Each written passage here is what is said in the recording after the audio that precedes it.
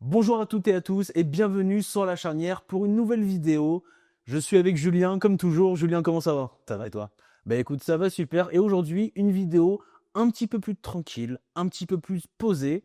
On va reprendre un concept qui est bien connu si vous suivez le foot, qui a été démocratisé par les excellents Willou et Stan. On va vous faire une draft basée sur les 24 équipes qualifiées après cette phase de groupe de Ligue des Champions. Donc, pour vous faire un petit point sur les règles très rapidement, on se base sur les valeurs transfer market et chacun aura le droit à un budget de 300 millions. Dès qu'un joueur d'une équipe est prise, l'équipe est bloquée. Plus personne ne peut prendre de joueurs de cette équipe. Donc si vous êtes fort en maths, vous avez bien calculé, 2 équipes passeront à la trappe. Je te propose qu'on y aille tout de suite. Et pour bien commencer cette draft, je vais te poser une question pour savoir qui de nous deux va pouvoir commencer. Si tu trouves, tu auras le choix entre commencer la draft et donc piquer en premier ou alors me laisser le premier choix, mais tu pourras faire les choix 2 et 3. La question, elle est très simple. Elle porte sur la campagne de phase de Ligue des Champions. Logiquement, c'est le thème. C'est le thème de la vidéo. Je vais te poser la question d'un classement d'une équipe dans cette phase de Ligue des Champions. C'est le classement de l'Atlético Madrid. Est-ce que tu es capable de me sortir le classement à la place près de l'Atlético Madrid? Tu as 10 secondes. Ils sont 14e. Eh ben, tu as bien trouvé. Tu as trouvé. C'était rapide. Bien joué. Bien joué, Sally. Ils ont fini juste derrière la Juve. Et en fait, c'était Juventus ou Atlético contre Galatasaray ou Bruges. Donc directement, j'ai su. J'ai peut-être pas été très bon dans Ouais. mon choix de question. Peut-être j'aurais pu gérer autre chose. En tout cas, bah voilà, tu as gagné le choix de choisir. Est-ce que tu commences ou est-ce que tu me laisses piquer en premier? Je vais te laisser piquer en premier. J'ai envie Ok. d'avoir les 2 petits pics d'un coup, là. Ils m'intéressent. Je comprends, je comprends. Bah, du coup, vu que j'ai la primeur de cette draft, et bah, mon choix, il va se porter sur un joueur, un taulier d'une équipe qui a fini top 3 de la phase de ligue, un défenseur central, Oh là là. un Néerlandais qui a déjà gagné la Ligue des Champions, que certains Pardon, considèrent pas comme forcément. le meilleur défenseur du monde, c'est Virgil van Dijk. 18 millions d'euros, Virgil van Dijk. C'est mon premier choix. C'est mon taulier de ma défense. Ça sera même mon capitaine, Virgil van Dijk, pour cette draft. Bah, que dire, oui, forcément 18 millions pour Virgil van Dijk, c'est plutôt alléchant en vrai. Pour ouais, encore la saison dernière qu'il fait avec Liverpool, elle est absolument monstrueuse, surtout en première ligue. Ça a ta façon de préciser un petit peu moins bien cette année. Ouais, mais bon, ça reste Van Dijk, quoi. C'est Van Dijk, c'est une référence à son poste. Il a l'expérience, il connaît les grands matchs. C'est oui. Ok. Et puis, Ah, plus de joueurs de Liverpool. plus jeune de Puisque c'est le concept. J'ai choisi un joueur de Liverpool. Ni moi, ni Samy ne pouvons encore choisir un joueur des Reds. Et ça m'embête parce que le petit Dominique Szoboszlai, il y a l'un de mes chouchous qui était prévu dans la draft. On va devoir, J'y ai pensé. J'y ai pensé. ouais, on va devoir changer les plans. Mais c'est pas grave. Attends, pourquoi moi, 2 pics d'affilée? Et bah écoute, dès le début, je vais sécuriser le poste de gardien et tenter d'avoir des finances pardon, plutôt saines. Et du coup, bah voilà, un joueur d'expérience aussi, qui est malheureux finaliste, mais finaliste de l'édition passée. Je parle évidemment du gardien de l'Inter, Yann Sommer, pour 2,5 millions d'euros. Belle idée, belle idée. Yann Sommer, 37 ans, qui est un des gardiens les plus réguliers du continent européen. Tu l'as dit, finaliste l'année dernière, qui a fait une très belle campagne, notamment contre le Barça en demi-finale. On s'en souvient. Très bon choix, 2,5 millions. Tu t'assures un gardien d'expérience et de très bon niveau pour quasiment rien. Bien joué. Ouais, Bien joué. bah, merci bien. Je te laisse faire ton deuxième choix, pardon, du coup. Ouais, et du coup, un deuxième choix, il faut que je regarde. En fait, j'ai trop peur. T'as peur de quoi? En fait, j'ai peur qu'un joueur de la jeu s'en aille. Et j'ai peur Ah, qu'un joueur en particulier s'en aille. J'ai peur que. on va savoir. Bon, non mais, bon, on va pas tergiverser pour rien du tout. Pour 75 millions, je prends évidemment Kenan Yildiz qui sera la pierre angulaire, le créateur, le starboy, le numéro 10 de mon équipe. T'avais pas dit que tu voulais assainir les finances juste avant? Oui, mais justement, j'assainir les finances pour pouvoir derrière me permettre ce genre de petite folie. Non, mais en vérité, plus sérieusement, voilà, Kenan Yildiz, c'est voilà, pour moi, l'un des peut-être 3-4 meilleurs jeunes joueurs d'Europe. Joueur archi prometteur qui porte à bout de bras cette Juventus de Spalletti qui va mieux quand même depuis l'arrivée du coach. Mais voilà, il est très créatif. Il peut jouer 10, il peut jouer sur l'aile gauche. D'ailleurs, tu le mets 10 ou tu le mets aile gauche, là, pour qu'on nos auditeurs puissent s'imaginer un petit peu ta compo. En fonction de comment va s'orienter la draft, je me laisse ce droit de réserve de voir où est-ce qu'il ira. Ok. Pour le moment, on l'affichera sur vos écrans sur l'aile gauche. Ok. Et si je veux me le mettre en 10 plus tard, il ira numéro 10. Ça marche. Kennedy 10, donc plus de joueurs de la Juve. Plus le joueur de la Juve. Donc, on n'a plus le droit aux joueurs de la Juventus, Turin et de. Rappelle-moi, c'est quoi ton nom De Sommer, de De l'Inter. Inter Milan. Ouais, Donc, très italien. Ouais, très italien finalement. Très italien. On peut s'y attendre. Pas si attendre, ouais. pas si étonnant. Ok, je note. À mon tour de piquer, mon choix numéro 2 sera aussi un joueur d'expérience dans une équipe qui a très bien performé sur cette phase de Ligue des Champions. Je parle évidemment du Bayern Munich, qui a fini deuxième de la phase de Ligue. Et je vais aller au milieu de terrain et je vais prendre l'international allemand Joshua Kimmich en numéro 6, que je place pour 30 millions d'euros dans mon équipe. C'est mon vice-capitaine, c'est mon deuxième taulier, mon taulier du milieu de terrain, mon quarterback, le gars qui va crier sur tout le monde pour replacer tout le monde et qui va faire un duo avec Van Dijk de leader de vestiaire, Joshua Kimmich, en pick 2 pour moi. Ouais, Joshua Kimmich, pour 30 millions, prendre un mec comme ça, qui a une super rampe de lancement, qui a déjà gagné la Ligue des Champions, qui a un genre d'expérience, voilà, qui lui aussi, comme tu l'as dit, comme Van Dijk connaît les grands matchs, et surtout, ouais, un vrai pitbull au milieu de terrain, quoi, même doté d'une vraie qualité de frappe, enfin, un milieu assez complet, donc ouais, excellent choix. Rien à dire, et ouais, surtout les joueurs du Bayern. Plus de joueurs du Bayern. Plus de joueurs du Bayern, j'avoue que ça m'embête un petit peu, mais Plus d'Harry Kane, plus de Michael Olise, Ouais. plus de Manuel Neuer. Manuel Il avait un Neuer, super choix au. ouais, Bon, pour ce goal. Million Manuel Neuer, je l'avais vu aussi, mais ok, on va regarder tout ça. Il va falloir prendre le temps de réfléchir. Je te laisse la main. Du coup, ok, en pick numéro 3, un joueur dont on parle un petit peu moins depuis que son club a fait cette fameuse saison, mais qui pourtant reste pour moi un joueur de référence à son poste en Europe. Surtout qu'on sait très bien qu'au poste de latéraux, gauche comme droit, le vivier en Europe, pour des prix modestes en tout cas, n'est pas explosif. Ce qui fait que très vite, on est très bon, on est très cher. Ouais, exactement. Et du coup, pour seulement 24 millions d'euros, je vais sécuriser sur mon flanc gauche Alejandro Grimaldo. Aïe, aïe, aïe, aïe, aïe. Voilà, donc Alejandro Grimaldo qui est capable, d'une très grande qualité de projection, qui est un très bon centreur, voilà, et qui a quand même son petit ratio de but chaque saison. Alejandro Grimaldo, un petit peu moins bon défensivement parlant, quoique très respectable quand même. Donc voilà, pour 24 millions, je pense que c'est la bonne pioche. Je te cache pas que Grimaldo était dans ma draft idéale. Joueur de Leverkusen, il y en a pas des masses qui m'intéressaient. Grimaldo, comme tu l'as dit, un des références à son poste de latéral gauche, qui avait fait cette saison magnifique sous Xabi Alonso il y a 2 ans et qui continue à performer, qui est le leader vraiment de ce nouveau Leverkusen. Donc ouais, il était dans ma draft idéale, mais du coup tu me l'enlèves, il va falloir que je réfléchisse. En tout cas, pour mon 3e choix, je vais continuer au milieu de terrain et je vais prendre le binôme de Joshua Kimmich dans ce milieu de terrain. On va partir au Barça. Intéressant. La connexion néerlandaise qui commence à se mettre en place. Vous aurez peut-être compris que je parle évidemment de Frenkie de Jong au milieu de terrain. Très bonne qualité de passe pour Frenkie de Jong qui fait une très belle saison à côté de Pedri au Barça. 45 millions d'euros pour de Jong, c'est un peu plus cher que la moyenne des joueurs dont on a le droit pour cette draft, mais il les vaut. 27 ans, il est dans la meilleure partie de sa carrière, je pense, Frenkie de Jong. Il a trouvé enfin un cadre stable au Barça et il fait, je pense, un très beau duo avec Kimmich. Kimmich qui peut envoyer les longs ballons, de Jong qui peut casser les lignes avec la passe ou avec le dribble et qui peut redescendre en double pivot pour sécuriser ma défense. Frenkie de Jong, ça sera mon 3e choix et plus de joueurs du Barça dans cette draft. Plusieurs du Barça, ça c'est problématique. Bon, après, c'est vrai que la majorité sont chers quand même. Et ouais, Frenkie de Jong, c'était vraiment la bonne pioche, je pense, au milieu de terrain. Surtout, ouais, la connexion avec Joshua Kimmich, je pense, au milieu de terrain, ça va être assez fou. Donc, ouais, rien à dire. Excellente pioche. Hein. Pour l'instant, je suis pas peu fier de mes 3 premiers choix. Je vais te dire. Tes 3 premiers choix, ouais, ils sont plutôt pas mal, ouais. Assez réfléchis. Et ouais, j'aime beaucoup ce que tu proposes. Et ben, j'attends ta réponse. Ma réponse, c'est que Kenan Yildiz, ça coûtait cher. Oui. Kenan Yildiz coûte cher, donc je regarde un peu les options que j'ai.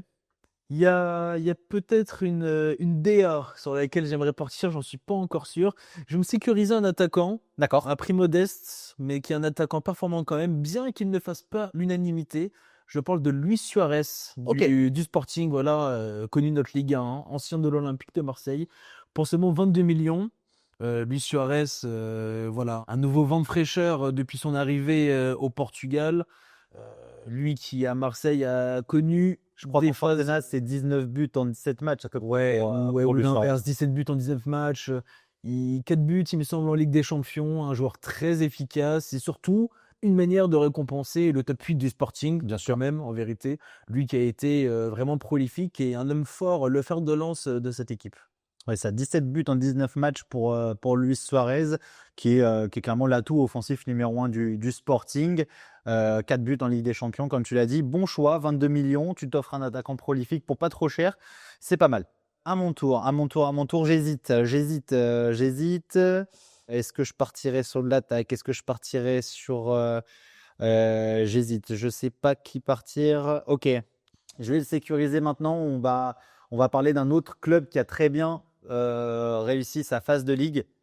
C'est c'est celui-là, exactement. Le club que tu as sur ton blason, c'est le club d'Arsenal qui a fini premier. 8 victoires en 8 matchs de la phase de ligue, notamment grâce à un de ses attaquants, Gabriel Martinelli, que je choisis pour mon aile gauche, 45 millions d'euros aussi, comme Frankie de Jong. Donc on avance un petit peu vite dans mes 300 millions, mais j'ai de quoi faire derrière pour pallier à tout ça. 6 buts en Ligue des Champions pour Gabriel Martinelli, buteur contre le Bayern, buteur contre Bilbao, buteur contre l'Atlético, buteur encore contre Kairat Almaty pour le dernier match d'Arsenal dans cette phase de Ligue des Champions. Et puis c'est un petit peu mon chouchou aussi, Gabriel Martinelli, 45 millions, ça sera mon pick numéro 4. Ouais, c'est ça, un pic qui fait plaisir. Et voilà, bien que contrairement à il y a quelques saisons, il ne fasse pas l'unanimité, C'est vrai. ça reste, voilà, ça, Gabriel Martinelli, ça reste un joueur efficace, ça reste un joueur sur lequel on peut compter dans certains grands moments. Et la preuve étant que bah, c'est le meilleur buteur des Gunners sur cette phase de groupe de Ligue des Champions. Et c'est en partie grâce à lui que voilà, ils finissent premier. Donc ouais, pour 45 millions, un ailier gauche aussi percutant, ouais, pour moi, c'est un bon pic. À ton tour. Eh ben écoute, pour essayer de bloquer ces attaquants, cet attaquant en tout cas assez problématique, je pense que je vais renforcer ma défense. Et aux côtés de Grimaldo, je vais prendre un défenseur central d'expérience et que j'aurais adoré voir signer à la Juve il y a à peine un an et demi encore, hein. Lui qui vient du Feyenoord, je parle évidemment de David Janko, ou David Janko à votre bon vouloir, mais voilà, en tout cas David Janko, donc un gaucher, donc il sera excentré gauche dans ma défense. Joueur d'expérience qui a mis du temps à rejoindre un grand club, mais maintenant il y est, il joue à Atletico, un couteau suisse quand même, parce qu'on voit que voilà, parfois Simeone le fait jouer tantôt défenseur central, tantôt défenseur gauche. C'est un joueur qui a du coffre. On connaît ses qualités défensives, ses qualités de relance. Donc ce sera le premier de mes défenseurs centraux dans cette draft. Défenseur central gaucher, 28 ans, pardon, 30 millions d'euros. C'est une belle pioche. David Anko qui. Teodoro, ouais, j'ai pas précisé. Ouais, 30 millions d'euros qui du coup s'est vraiment imposé à l'Atlético. Bon choix. Et puis surtout, ça bloque les gens de l'Atlético. Il y en avait 2-3 qui m'intéressaient. Ouais, Ça m'embête intéressant à l'Atletico. Ça m'embête un peu. Ça m'embête un peu. Va falloir que je réfléchisse. Du coup, qu'est-ce que je vais faire? Ok. Comme tu as pris un défenseur central gauche, Ah bah, je j'ai eu vais prendre réflexion. un défenseur central gauche. Et je vais partir sur un autre néerlandais, la connexion néerlandaise que je poursuis. On va partir en Angleterre, à Manchester City, et je vais choisir Nathan Ake pour 18 millions d'euros. Alors, il fait pas la meilleure saison de sa carrière, lui non plus, comme Van Dijk. Il n'est pas tout le temps titulaire, mais il a quand même joué régulièrement en Ligue des Champions. Peut jouer à gauche ou dans l'axe avec Virgil van Dijk. La connexion néerlandaise se fera et ils ont l'habitude de jouer ensemble en sélection. Et puis c'est un joueur qui est plutôt assez rapide, qui est bon dans les duels et qui va pouvoir couvrir dans la profondeur, parce que je veux qu'on équipe joue assez haut. Donc Nathan Ake, ça sera mon pick numéro 5 pour faire ma défense centrale. Ouais, Nathan Ake, bon, c'est vrai que cette saison, il a moins de temps de jeu, beaucoup moins, mais ça reste un joueur de devoir, ça reste un bon soldat et un défenseur central sur lequel on peut compter. De plus, ouais, il y aura cette connexion avec Van Dijk, hein, connexion néerlandaise avec Frenkie de Jong. Donc, ouais, franchement, bon pic, ouais, vraiment une petite vibe un peu néerlandaise. Un peu. Ça joue bien au football, les Néerlandais. Ouais, c'est ça, mais c'est bien, ouais. On apprécie. Et puis surtout, pas de joueur de City, pas de Ryan Cherki, par exemple. Ou pas de Bernardo Silva, qui aurait pu être des bons pics. Pas de Bernardo Silva, qui était une idée. C'était une belle idée, hein. Qui m'avait traversé l'esprit, mais bon, on fera sans. Je n'ai toujours pas pris de milieu de terrain dans cette draft et Ce serait peut-être temps. les finances ne sont pas au meilleur, hein, notamment avec un Kenan Yildiz à 75, un Anko à 30. Bah écoute, je pense que je vais prendre un pic un peu audacieux avec un joueur d'expérience qui joue à Galatasaray. Oh, très belle idée, très belle idée. Je vois très bien de qui tu veux parler. Et du coup, pour 3,5 millions, on dit souvent que les bons joueurs, c'est comme le bon vin, ça ne fait que se bonifier. Et moi, je crois en la personne de Ilkay Gundogan, comme vous aimez à le dire. Voilà, 3,5 millions, donc, ok, 35 ans. Il est plus voilà, dans sa période face, il est plus dans sa grande période à Manchester City. Pourtant, il joue quand même beaucoup à Galatasaray, un peu plus de la moitié des matchs, il me semble. Il a des qualités dans la vision du jeu, à la relance, voilà, dans le volume de jeu qui lui sont propres et qu'il n'a toujours pas perdu. Et pour 3,5 millions, je pense qu'un joueur d'expérience et surtout un leader de vestiaire comme lui, bah, c'est pas très cher payé. C'est évidemment une très bonne idée. Je l'avais dans mes choix possibles et très très haut, Ilkay Gundogan, pour aller avec mon duo Kimmich-De Jong pour faire un trio de milieu de terrain très intéressant, balle au pied. Il faudra que je parte sur quelqu'un d'autre.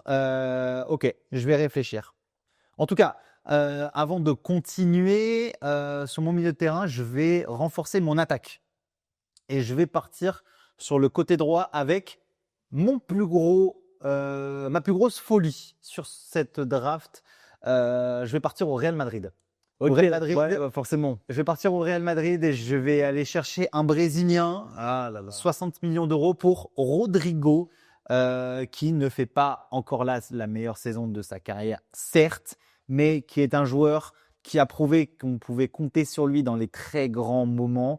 On se souvient de sa campagne de Ligue des Champions en 2022 et en 2024 où il avait clairement aidé le Real Madrid. Joueur qui peut évidemment jouer à droite. La connexion avec Martinelli aussi de l'autre côté, les deux Brésiliens. Et surtout, j'ai besoin d'un cador. J'ai besoin d'un cador sur ce côté droit. Un joueur qui sache mettre des buts. Rodrigo, je le prends. 60 millions, c'est peut-être un petit peu cher par rapport à nos règles de la draft. Mais ça enlève aussi les joueurs du Real Madrid. Ça sera mon choix. Bah écoute, un couloir intéressant, hein, avec un petit affrontement Grimaldo-Rodrigo, ça va courir. Hein. Ça peut aller à des suivants. Ça va courir. Bah écoute, ouais, bah Rodrigo, pas besoin d'ajouter grand-chose. Hein. C'est un joueur qui a prouvé que bah, dans les grands moments, il est souvent présent. Ouais. N'empêche. C'est un homme des grands matchs. Donc pour 60 millions, ouais, excellent pic. Certes, ça coûte cher, mais au final, je trouve que tu es plutôt dans le bon. Et bah du coup, mon 7e pic à moi aussi, qu'il va falloir que je sécurise. J'ai une vision qui se dessine un petit peu près pour cette équipe. Et je vais prendre un latéral droit parce qu'il faut que j'économise. Donc je ne peux pas me permettre de prendre des défenseurs droits, des latéraux qui soient excessivement chers. Évidemment qu'on aurait tous voulu avoir un Achraf Hakimi à 80 millions dans notre équipe. Mais j'ai songé 3 secondes. Bah Voilà, mais c'est très cher payé. Donc je vais partir sur un arrière droit qui nous vient tout droit de Monaco, un Brésilien. Et je vais aller avec Vanderson pour 20 millions d'euros. Donc voilà, Vanderson qui est l'un des hommes forts, si je peux me permettre, d'un Monaco qui certes ne fait pas l'unanimité, lui non plus. Mais pourtant, je trouve quand même que c'est l'un des joueurs qui répond le plus présent sur le terrain. Il a des qualités de projection que j'apprécie. Je suis un latéral, j'aime avoir des latéraux offensifs dans mon équipe. Voilà, il a un certain volume de jeu, il a une capacité offensive qui me plaît, c'est pas un mauvais centreur, et je pense que pour 20 millions, sans être un pic exceptionnel, c'est un bon compromis. Et je pense il fera le taf. Ouais. Bon rapport qualité-prix Vanderson. C'est un joueur plutôt fiable qui a 25 ans, qui va pouvoir t'apporter des choses. Bon offensivement, un petit peu moins défensivement, mais qui sait faire le taf. Et bah, tu as pris un latéral droit, j'y vais aussi. J'y vais aussi, mais moi je pars du côté de Chelsea. En Angleterre, Ouais, autre forcément. club du top 5. Et je vais partir sur un Français qui est Malo Gusto. Malo Gusto, c'est 35 millions d'euros, donc ça m'a un petit peu surpris. Je pensais que c'était plus quand j'ai regardé sa valeur. 35 millions d'euros, c'est l'assurance d'avoir un latéral droit offensif très bon dans la dernière passe, très bon dans les centres, qui revient, qui défend. C'est pas le plus grand défenseur, mais qui sait faire. Et avec Van Dijk en couverture, je me dis que j'ai un peu de marge. Malo Gusto, 23 ans, qui devrait participer à la Coupe du Monde en équipe de France, qui monte clairement en régime sur cette saison. Il a pris le poste de latéral droit à Chelsea, un Chelsea qui tourne plus ou moins bien, mais lui est plutôt régulier, Malo Gusto, pour être à droite dans la défense. Ouais, bah, Malo Gusto, forcément, voilà, pour 35 millions, voilà, un joueur qui a la plus-value Première Ligue, donc forcément, qui tous les week-ends joue des matchs à haute intensité, donc on sait que malgré tout, c'est une valeur sûre. En plus, voilà, on connaît en France l'étendue de son talent, donc ouais, bon choix pour 35 millions. T'as une valeur sûre, sur ton couloir droit. Du coup, mon 8e pick. Eh ben écoute, je vais continuer de renforcer cette défense en prenant le 4e pick de cette ligne défensive avec un joueur de Première Ligue, moi aussi, et un joueur bien connu de notre cher Ligue 1 parce que je vais tout droit à Tottenham avec Kevin Danso. D'accord. Donc Kevin Danso qui n'est pas dans la meilleure saison de sa carrière, qui n'a pas le temps de jeu maximal, certes, mais pourtant, on connaît ses capacités, on sait que c'est un défenseur qui est assez solide, qui est plutôt à l'aise balle au pied, qui est à peu près complet en vérité. Pour 22 millions, je pense que c'est un bon rapport qualité-prix. Et mine de rien, il joue quand même un peu plus de la moitié des minutes, il me semble, à Tottenham, notamment en Ligue des Champions. Donc voilà, c'est un joueur qui participe. Qui a eu quelques blessures, donc, qui est globalement titulaire, mais qui a eu quelques blessures. Voilà, quelques blessures, mais bon, voilà. Il a participé au top 4, enfin au top 5 de Tottenham en Ligue des Champions.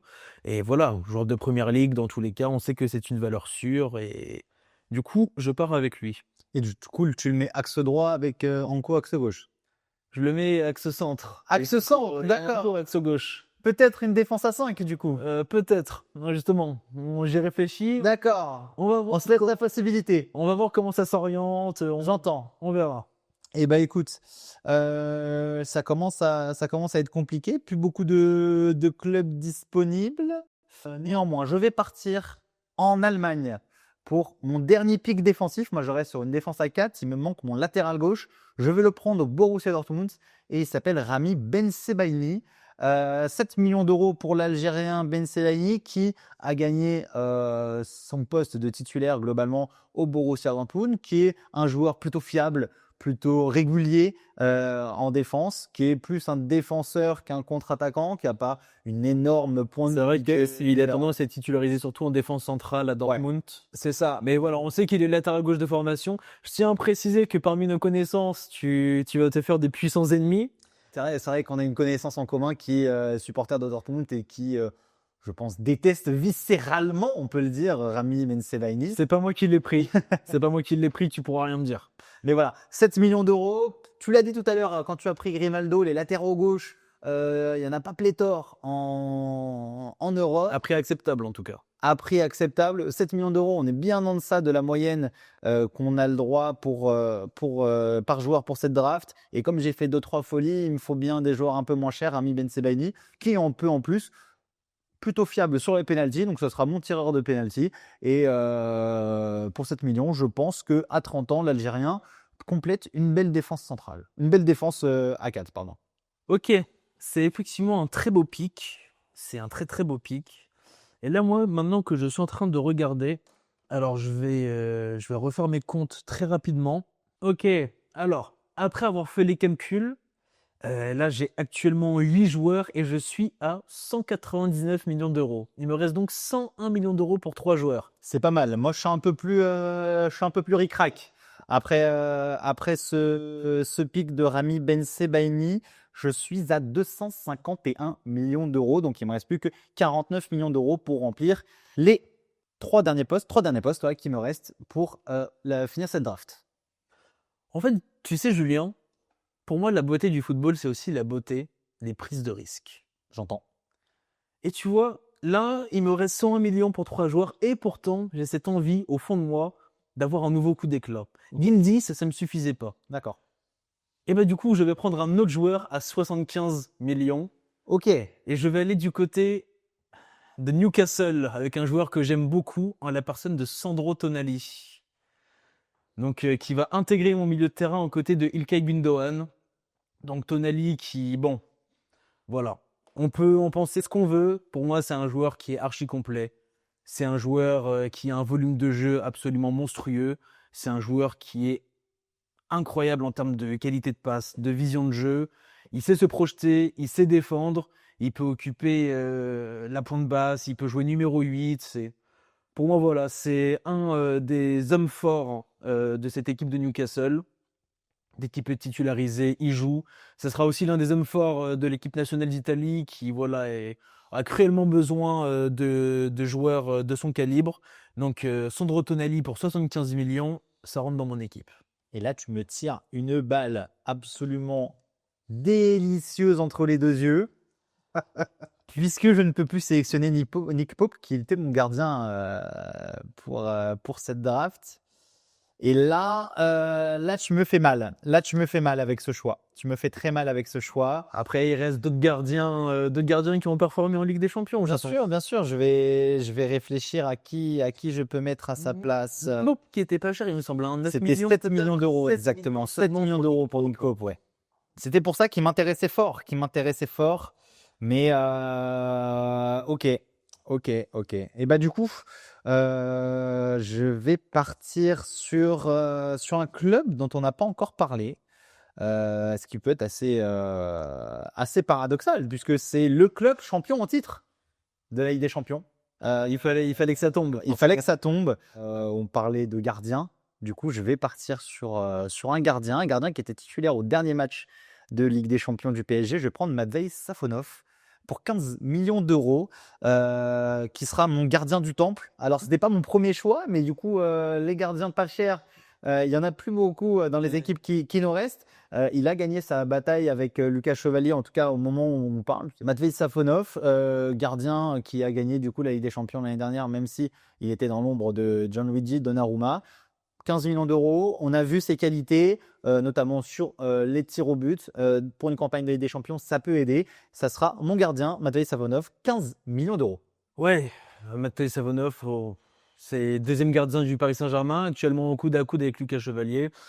Mais pourtant un gardien très fiable et ouais, pour un prix plus qu'abordable. Non, je pense que en fait au vu de ce qui restait, t'avais pas forcément le choix C'est ça, surtout par rapport à ce qui restait. Voilà. T'avais pas le choix de prendre Savonov, mais ouais, pour moi c'est un gardien qui fait largement le taf et voilà. Je pense que on verra avec le temps que c'est vraiment un gardien qui a de très belles qualités. Bon, du coup ça me laisse 26 millions pour 2 joueurs. Après le coup d'éclat Tonali, 2 places, 26 millions, ouais, 13 millions en moyenne par joueur. Environ 13 millions par joueur. Et pourtant, je vais prendre une décision forte parce que je ne sais pas encore qui je vais prendre au milieu de terrain ou en 10, je ne sais pas. Mais tout ce que je sais, c'est que s'il me reste 26 millions pour 2 joueurs, après ce pic, il me restera 25 millions pour un joueur.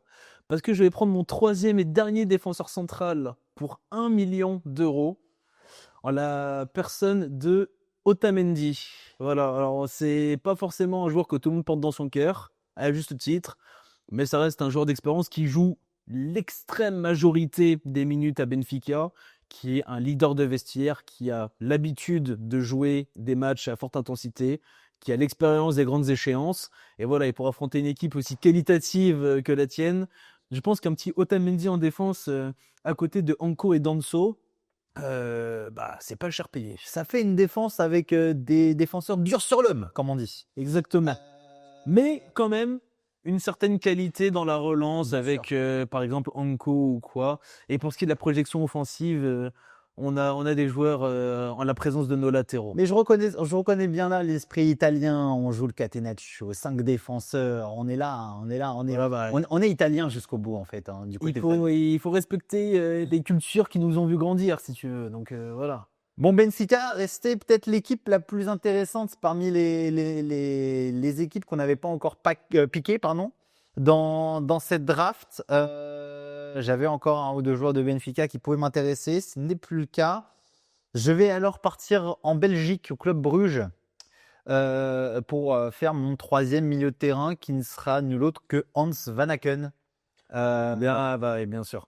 Le capitaine, Le capitaine du club Bruges, joueur hyper élégant, 33 ans, mais qui règne encore par sa technique. 1m95, 1m95, mais qui règne par sa technique au milieu de terrain. Ça sera un petit peu mon meneur de jeu avec Frankie de Jong. Voilà, il va pouvoir lancer mes flèches qui sont devant Martinelli, Rodrigo, pour qu'ils aillent déborder leur vis-à-vis en 1 contre 1. Hans Van Aken, qui en plus est un très bon tireur de coups de pied arrêtés. J'en ai quelques-uns aussi avec Joshua Kimmich ou Ben Sebaini pour les pénaltys. Hans Van Aken, 6 millions d'euros. Ça me laisse une petite marge encore pour mon dernier pick, qui sera mon attaquant de pointe du coup, puisqu'il ne me reste plus que ce poste-là à mettre en place. Eh ben écoute, je sais ce que je vais faire. Dis-moi. Et j'espère pour toi que je ne te mets pas des bâtons dans les roues avec ça, mais J'ai 2 possibilités sur mon numéro 9, donc quoi qu'il arrive, j'aurai quelqu'un à mettre. eh ben écoute, je l'espère pour toi parce que je ne vais plus jouer en 3-5-1-1 comme on aurait pu le penser. Je ne vais pas jouer en 3-4-2-1 D'accord. comme je voulais le faire initialement, parce que c'est vrai que Van Aken était une idée pour moi, derrière Suarez et à côté de Gildis. Et du coup, je vais passer en 3-4-1-2 avec 2 numéros 9. On verra ce que ça donnera. C'est un joueur qui a récemment eu une très longue période avec des blessures. Petit à petit, il commence à revenir. Avant les croisés qu'il s'était fait, il avait un vrai instinct de buteur. C'était un joueur sur lequel on pouvait compter. Il joue à l'Atalanta de Bergame. Tout le monde ne l'apprécie pas, notamment les Marseillais, je le sais. Et du coup, il me reste 25 millions. Et pour 25 millions pile poil, je vais prendre Gianluca Scamacca, qui est un des grands talents du football italien, qui a du mal à percer encore une fois en attaque. Il y en a beaucoup ces dernières années. Il a eu beaucoup de difficultés, un passage raté en Angleterre à West Ham de souvenirs. Ça a été assez compliqué pour lui. Son arrivée à l'Atalanta a été un véritable souffle d'air frais parce que voilà, il a commencé à planter ses buts, il a commencé à faire ses matchs. Là, il revient tranquillement de blessure. Donc en Serie A, c'est 45% des minutes jouées. 15 matchs, 6 buts, donc une moyenne plus qu'honorable pour un joueur qui revient de blessure. Des stats à peu près similaires en Ligue des Champions, un peu moins de temps de jeu, certes, mais bon, j'avais pas forcément l'argent pour faire un Lookman. C'est ça. Donc voilà, mais bon, 6 matchs, 2 buts et une passe décisive en Ligue des Champions, ça reste plus qu'honorable pour un joueur qui, je pense, est sur la pente ascendante et saura se reprendre dans les mois à venir. C'est donc ton équipe complète qu'on a sous les yeux. Effectivement. Qu'on a sous les yeux, belle équipe à laquelle je vais tâcher de mettre en difficulté avec mon dernier pick, qui est mon attaquant de pointe. Mon attaquant de pointe, il joue en Grèce. Il joue à l'Olympiakos, il est marocain. Il s'appelle Ayoub El Kaabi, qui n'a inscrit que 2 buts en Ligue des Champions, mais qui réalise une saison absolument folle en club avec 13 buts en 15 matchs avec l'Olympiakos. On a vu évidemment ses buts stratosphériques à la CAN avec le Maroc. Et j'ai besoin d'un renard des surfaces. J'ai besoin d'un mec qui soit en permanence à occuper tes défenseurs centraux. En plus, maintenant qu'ils sont 3, un mec qui est capable d'aller un petit peu au premier poteau, au deuxième poteau, bon de la tête, capable de faire des folies aussi et capable surtout de récupérer les centres de mes latéraux ou les longs ballons de mes milieux de terrain. El Kaabi pour 5 millions d'euros, 32 ans, qui fait la meilleure saison de sa carrière. Ayoub El Kaabi qui sera mon attaquant de pointe. Eh bien écoute, ça aurait été un plaisir. 2 belles équipes, je pense, avec des styles très différents. Donc je pense que faudrait. Ça peut être un beau match. Ouais, ça peut être un bon match. Si seulement il existait des simulateurs ou quoi pour pouvoir faire jouer ces matchs. Non, je pense que c'est deux belles équipes. Donc du coup, les deux vont s'afficher sous vos yeux, sur votre écran.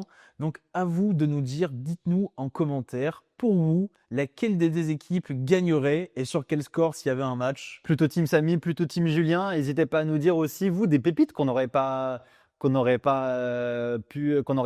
trouvé, qu'on n'ait pas sélectionné. Ouais, je trouve le mot dans cette draft. En tout cas, n'hésitez pas à nous dire quel serait votre draft. Pourquoi pas une équipe avec les mêmes règles que nous, 300 millions de budget et un club maximum. Pas un club maximum, un joueur par club, je vais y arriver, maximum dans votre équipe. Et puis voilà, n'hésitez pas à nous dire en commentaire ce que vous avez pensé de ce format. N'oubliez pas de vous abonner, de lâcher un petit like, ça fait toujours plaisir. C'était La Charnière et rendez-vous au prochain épisode. Merci à tous.